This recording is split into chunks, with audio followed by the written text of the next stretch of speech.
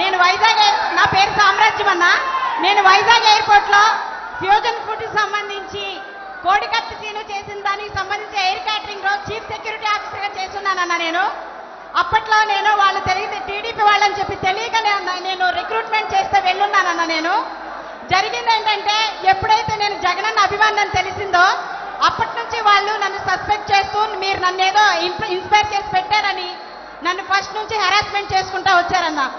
అక్కడికి టీడీపీకి సంబంధించిన నాయకులు కానీ ఆ సిఎస్ వేణుగోపాల్ కానీ చంద్రబాబు నాయుడు కానీ లోకేష్ కానీ బాలకృష్ణ కానీ ప్రతి ఒక్కరు హర్షవర్ధన్ అందరూ అక్కడ కూటమిలాగా ఉండేవాళ్ళు అన్న. అక్కడ ఉన్నప్పుడు అక్కడ జరుగుతుందంతా నేను చూస్తా ఉన్నానన్న.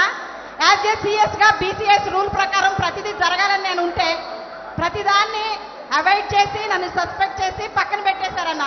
పెట్టేసి ఏదో ఒక రకంగా నన్ను హెరాస్మెంట్ చేస్తూ నేను దొంగతనం చేశానని నా మీద దొంగతనం కేసు కట్టి ఎయిర్పోర్ట్ డైరెక్టర్కి నా మీద దొంగ కేసు పెట్టించారన్న.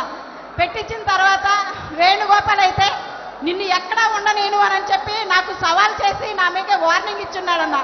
ఆ తర్వాత నేను ఈ హెరాస్మెంట్ భరించలేకపోతున్నానని చెప్పి రిజైన్ చేసి బయటకు వచ్చేసి వేరే ఎయిర్లైన్స్ నేను ఇనాగ్రేట్ చేసి నేను ఆఫీస్ ఓపెన్ చేశానన్న. సేమ్ వైజాగ్ ఎయిర్పోర్ట్లోనే. మీ మీద దాడి జరిగిన తర్వాత మేము ఉంటున్న అపార్ట్మెంట్ దగ్గరికి వచ్చి మేము ఉన్నామని ఎంక్వైరీ చేసి మా అపార్ట్మెంట్ చుట్టూ నెల రోజులు తిరిగారన్న. ఈ దాడి నేను చేపించాను, మీరు నన్ను అక్కడ పెట్టి మీ మీద నేను చేపించానని నాతో చెప్పించడానికి నన్ను చాలా రకాలుగా హెరాస్మెంట్ చేసి మా ఫ్యామిలీ అంతా మమ్మల్ని హెరాస్మెంట్ చేశారన్న వాళ్ళు. అయినా కూడా మేము ఏంటంటే డిసిప్లిన్ ఉండాలని బయటికి రావడానికి భయపడి పిల్లల్ని తీసుకొని ఫ్యామిలీ అంతా మేము షిఫ్ట్ అయిపోయి వెళ్ళిపోయామన్నా రిజైన్ చేసి.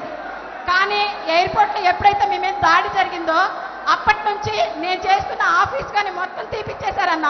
ఆ తర్వాత వచ్చి అక్కడ జరుగుతున్న ప్రతి మీటింగ్ కూడా నేనేదో మీకు క్యారీ చేస్తానని నన్ను సస్పెక్ట్ చేసి క్యారీ చేస్తున్నట్టుగా వాళ్ళు ఊహించుకొని నన్ను పూర్తిగా ప్రతి మీటింగ్కి అవాయిడ్ చేసి నన్ను పూర్తిగా అక్కడి నుంచి ఆపేశారన్న. ఆ తర్వాత నేను వచ్చేసానన్న. బయటకు వచ్చేసిన తర్వాత నేను మా ఇంటి దగ్గర ఉంటూనే అన్ఎంప్లాయ్మెంట్లోనే ఉన్నానన్న. 5 years నుంచి నాకు ఏ జాబ్ లేకుండా నన్ను హెరాస్మెంట్ చేసి నన్ను ఏ రకంగానే ముందుకు రానిలేదన్న. ప్రతి చోట నా మీద రాబరీ కేసు ఉందని లేకపోతే ఇంకోటి అని కావాలని నా మీద ఇది చేసి ఈ అమ్మాయి వాళ్ళకి కోవర్ట్ అని కూడా నన్ను చాలా హెరాస్ చేసి అన్ని చోట్ల పొల్యూట్ చేసి ఎక్కడా జాబ్ రాకుండా చేశారన్న. అయినా నేనేం బాధపడలేదు. ఆ రోజు నా నుంచి జాబ్ అయితే తీయగలిగారేమో కానీ జగన్ అన్న నా గుండెలో నుంచి మాత్రం తీయలేకపోయారన్న వాళ్ళు ఎవ్వరూ కూడా. ఈరోజు బోండా ఉమాగాడు చేసిన ఆ పని చూసిన తర్వాత నేను నా ఫ్యామిలీ ఏమైపోయినా పర్లేదని చెప్పి నేను ముందుకు వచ్చేసాను. ఆ రోజు జరిగింది కళ్ళారా ప్రత్యక్ష సాక్షి నేనే. అక్కడ జరుగుతున్న ఒక దరిద్రమైన ఆ కూటమంతా లోపల జరుగుతున్న చీకటి ప్రపంచం అంతా ఐ విట్నెస్ నేనన్న. ప్రతి ఒక్కరూ చేసిందంతా నా కళ్ళతో నేను చూశాను. కానీ నేను ఏ రోజు నోరిప్పలేదు.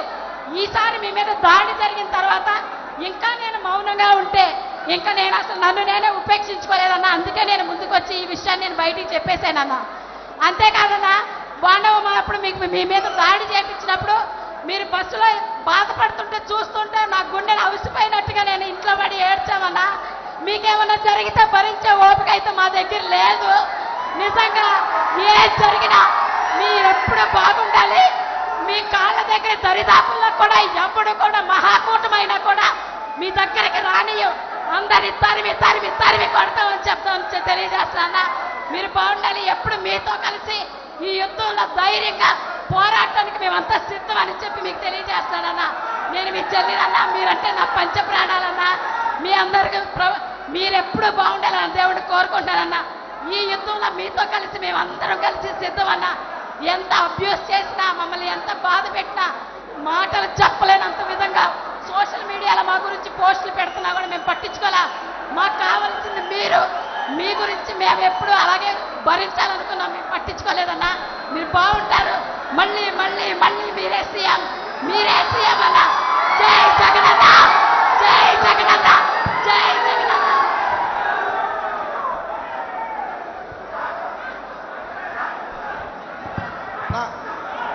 గుడ్ మార్నింగ్ అన్న. నా పేరు మల్సాని అనిల్ కుమార్ రెడ్డి అన్న. మా తమ్ముడి పేరు మల్సాని భరత్ కుమార్ రెడ్డి అన్న. నేను అన్నమయ్య జిల్లా రాయచూడి నియోజకవర్గం ఒక్క నిమిషం ఇక్కడ వచ్చా అన్న. ఒక్క నిమిషం తల్లి, మీ పేరేం పేరమ్మా? అన్న సుచిత్ర. అన్న సుచిత్ర. ఒకసారి కేన్ ఒకసారి చిదానంద్ ఒకసారి అటాచ్ చేసుకోండి. అన్న నా పేరు కోట సామ్రాజ్యం అయితే నన్ను సోషల్ మీడియా అన్ని నిత్యం శుచి అన్న నా పేరు. అమ్మా సీఎం భార్గవ్, సోషల్ మీడియా పరంగా ఎవరైనా కూడా హెరాస్మెంట్కు లోన్ అవుతే, సోషల్ మీడియా పరంగా ఎవరైనా కూడా హెరాస్మెంట్కి లోన్ అవుతే ఒక create an app or something like that, so that ఆ కంప్లైంట్ అనేది ఎట్లా సైబర్ క్రైమ్లో ఎట్లా కంప్లైంట్స్ అనేది ఉండే, పార్టీ పరంగా కూడా ఈ క్రియేట్ ఒకటి చేసి అటువంటి హెరాస్మెంట్ ఎవరికి ఎక్కడ లోనైనా కూడా ఖచ్చితంగా మన దృష్టికి వచ్చేట్టుగా దాని మీద కంప్లయన్స్ ఏ రకంగా మీరు చేశారని కూడా నాకు వీక్లీ రిపోర్ట్ వచ్చేట్టుగా కూడా సమ్ కైండ్ ఆఫ్ సెటప్ అనేది క్రియేట్ చేసుకుంటున్నాను. వెరీ అవసరమైన పని ఇది కూడా. మీ అందరికీ కూడా నేను ఒకటే చెప్తా ఉన్నా, అవతల వాళ్ళు మన మీద దాడి చేస్తూ ఉన్నారు అని అంటే